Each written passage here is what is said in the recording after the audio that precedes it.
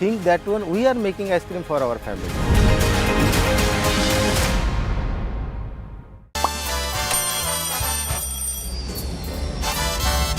Vielleicht nur als Imposant.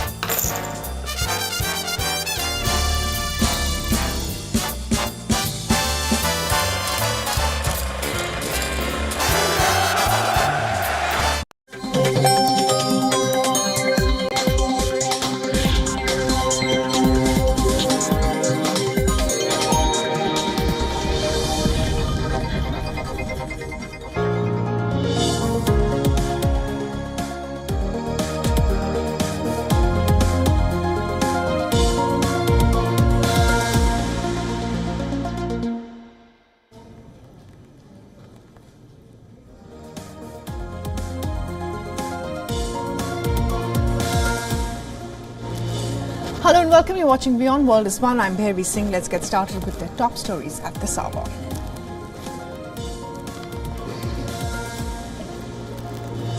Iran's Supreme Leader Ayatollah Ali Khomeini casts his ballot in the country's legislative elections amid fears of a low turnout.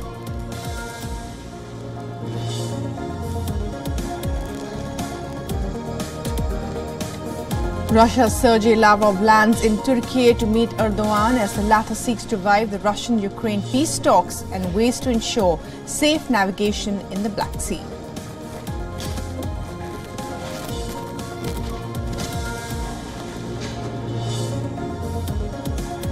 Police presence witnessed outside Russia's Church of Soothe My Sorrows ahead of the opposition leader Navalny's farewell ceremony scheduled for later today.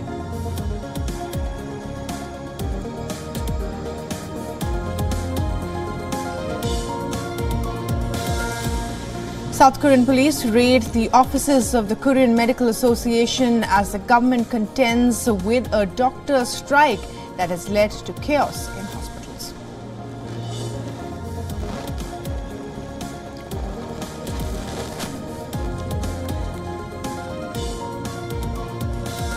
Hackers stole sensitive information including military and government documents from Taiwan's largest telecom company and sold it on the dark web, says the island's Ministry of National Defense.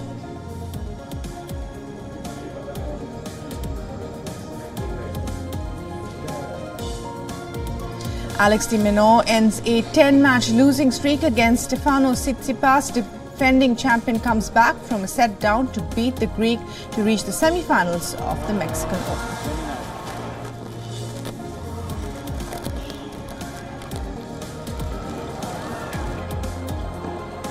Juega set partido terminado. 2 sets a 1, 1-6, 6-3, 6-3.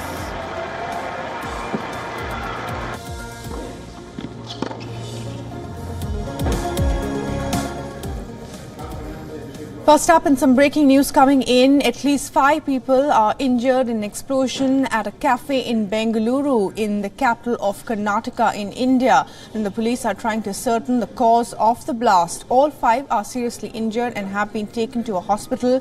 5 engines have been rushed to the spot. This is an area called Whitefield in Bengaluru where this explosion has been reported. And as we said, 5 people are grievously injured in that blast that has taken place in a popular cafe in Bengaluru. And I'm now being joined by senior correspondent Siddharth MP for the very latest on this. And Siddharth, what more do we know at this point? Barry, what we're given to understand is that this suspicious explosion took place around 1 p.m. In fact, this was rush hour, given that this is a very, very famous restaurant, South Indian restaurant in Bengaluru city. This is a restaurant that works almost round the clock, almost 19 to 20 hours a day they're operational. So it was around lunchtime, exactly at peak hour at 1 p.m. that this took place. And, I think, as you rightly pointed out, 4 to 5 people being hospitalized. So this indicates that certainly this was quite an intense blast because, so many people getting injured indicates that this was something severe. At the same time, fire tenders are on site, police are on site. They've cordoned off the exact location where this blast has taken place. Also, what we have to remember is that there are some details trickling out that 3 of them at least who have been injured are personnel. So there are also some suspicions from quarters that, it could have been a cylinder blast, because if 3 of them who are injured are actually, workers or people who were employed by the cafe, then there is a suspicion that it's a cylinder blast. But at this point in time, the details are also sketchy, and police are actually investigating what could have caused this and what could have led to this, which is why the spot has been completely cordoned off. So this is something that is developing, and we're actually following it up very closely as to what the situation is right now. However, there is considerable amount of crowding at the cafe at this time when this blast took place, because it was exactly lunchtime. And there are also some reports unconfirmed which say that, there was also an object in a bag which appears to have exploded. So this is actually sketchy details coming in, given that this is just the initial hour after the incident. We'll follow it up, and then we'll see as to what actually is the reality and what the police have to say about this. By the way. Right. So, as you're pointing out, that at the moment, of course, initial information coming in, so we don't know what the reason for the blast is, but there are 2 versions that are doing the rounds at the moment, Siddharth. One being a cylinder blast, as you said, which could be accidental as well, and one, of course, being a suspicious bag being found as well. Siddharth. Absolutely. So that's the initial information that we're getting, and at this point in time, it's like an hour or an hour and a half after this incident actually has come to light. And the moment this happened, the fire tenders were alerted and the cops were also alerted, and were given to understand that senior police officers are also on site. So now it will be time for the forensic team to actually collect whatever evidence is there in the cafe and to actually analyze, if there are any suspicious objects that are there, because we just discussed that there are 2 theories. One could be the accidental explosion of a cylinder in the kitchen or a region like that. And of course, the other theory is the fact that there's a bag that is there, or a suspicious object which appears to have exploded from a bag. So given that there are, different versions, it's for the forensic team at this point in time to actually ascertain the cause of this explosion, look for any kind of suspicious objects such as batteries or wires that they find at the site, and then decide what is the real, motive, what is the real incident that took place there. Right, Siddharth. Thanks very much indeed for joining us with the very latest developments there. A blast has taken place in a popular restaurant in Bengaluru. 5 people are injured. The police and the fire engines have rushed to the spot.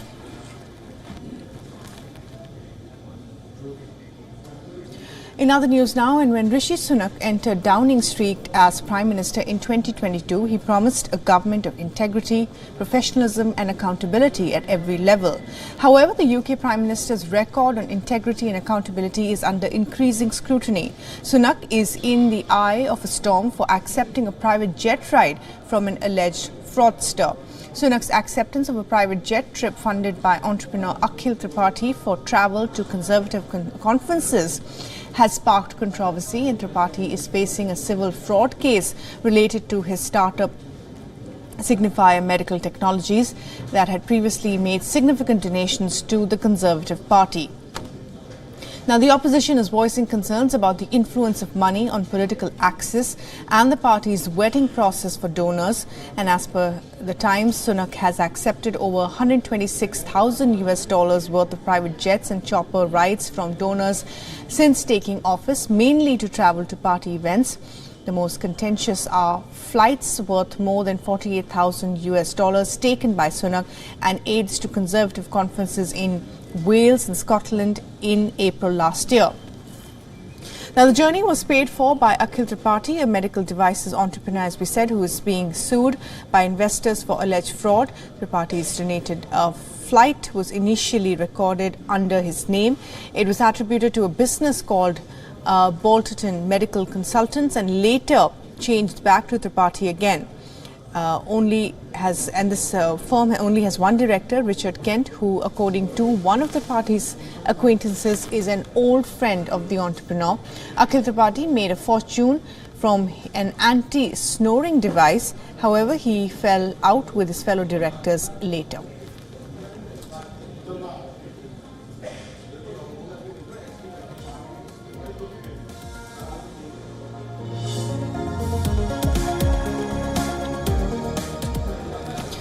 Well, the number of Indians illegally migrating to the UK on small boats has gone up 60% since last year. A report by the Office of the National Statistics says most of these Indian immigrants are a male between the ages of 18 and 39.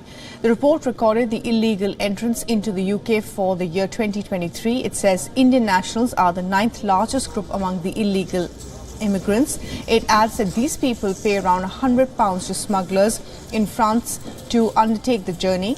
Once they land in the UK, they make asylum claims. The report says over 1,000 Indians arrived in small boats in 2023, up from 748 in 2022. The numbers have increased drastically compared to just 67 Indians in 2021 and 64 in the year 2020. While Indians form the 9th largest contingent, the top 8 nationalities are from Afghanistan, followed by Iran, Turkey, Iraq, Syria, among others. Those names on your screens at the moment.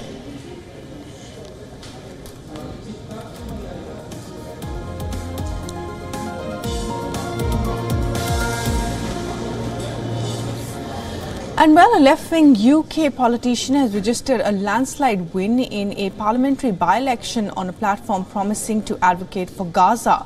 Now, George Galloway ran a pro-Palestinian campaign. Following this, he managed to win over much of Rochdale's Muslim community. This as he attacked both Labour and Britain's governing Conservatives for supporting Israel in its war against Hamas. Galloway made the foreign conflict a major issue, which is unusual in a by-election. He has been elected to the parliament for the 7th time. His victory has highlighted the divisions in Britain over the Israel-Hamas war. It has repeatedly brought protesters onto British streets in support of both sides.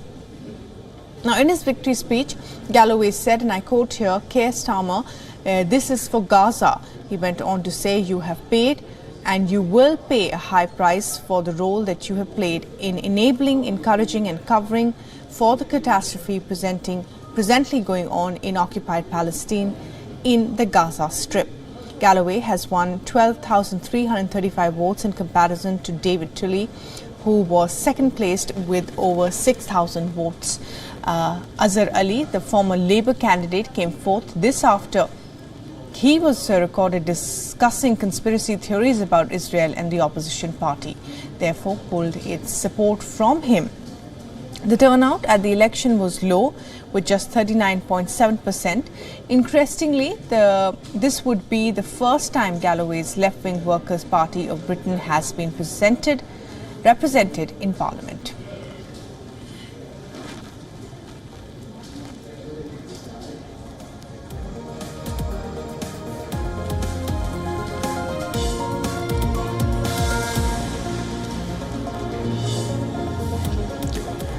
Well, more than 100 Palestinians were killed after Israeli soldiers and tanks fired on a crowd of thousands waiting for aid.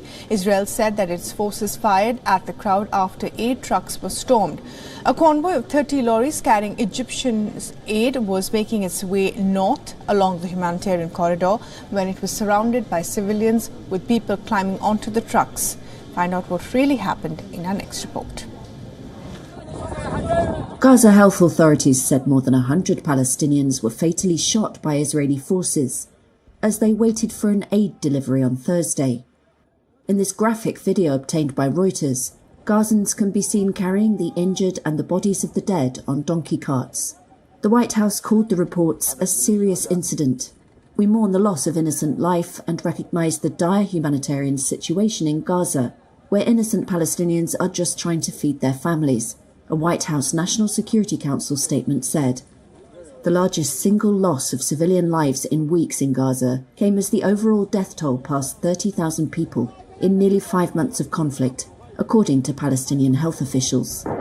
Medical teams said they were unable to cope with the volume and severity of the injuries from Thursday's incident, with dozens of wounded taken to the Al-Shifa hospital, which is only partially operational after Israeli raids. In another video, bodies and the wounded are piled onto what is said to be an aid truck. Reuters was able to verify the location, but not when it was filmed. UN Aid Chief Martin Griffiths said he was appalled at the reported killings and injuries. At Kamal Adwan Hospital, this witness, who didn't give his name, said people found out aid would be delivered to the Nabulsi area and headed there.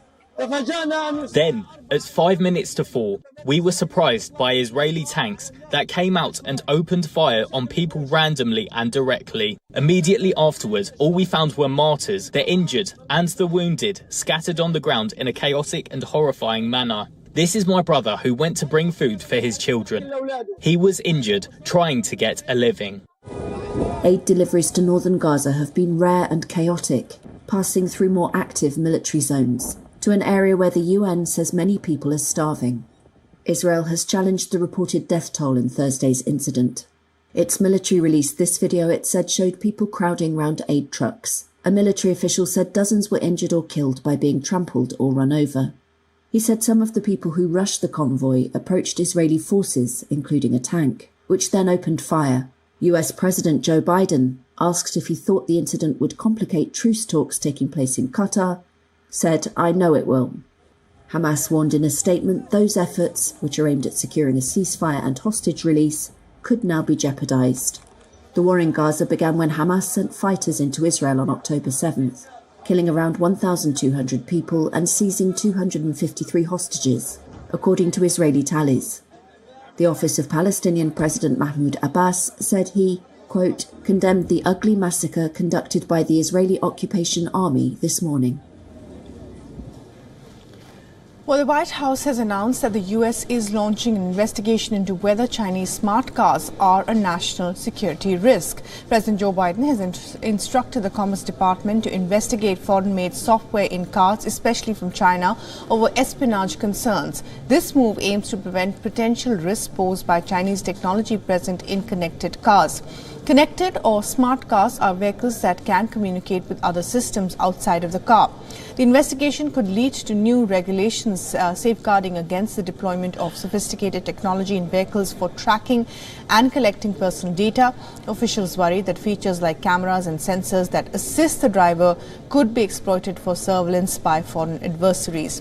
The U.S. Commerce Secretary highlighted the risks posed by the connected cars, describing them as smartphones on wheels that collect sensitive data that could be exploited by state actors. She explained, and I quote here, "These vehicles collect huge amounts of sensitive data on the drivers like personnel and biometric information. It doesn't take a lot of imagination to figure out how a foreign adversary like China could pose a serious risk to our national security and privacy of our citizens." Despite existing tariffs on Chinese vehicles, officials fear that they may not be sufficient to address the issue, as some Chinese companies explore assembly plants in neighboring countries to avoid tariffs.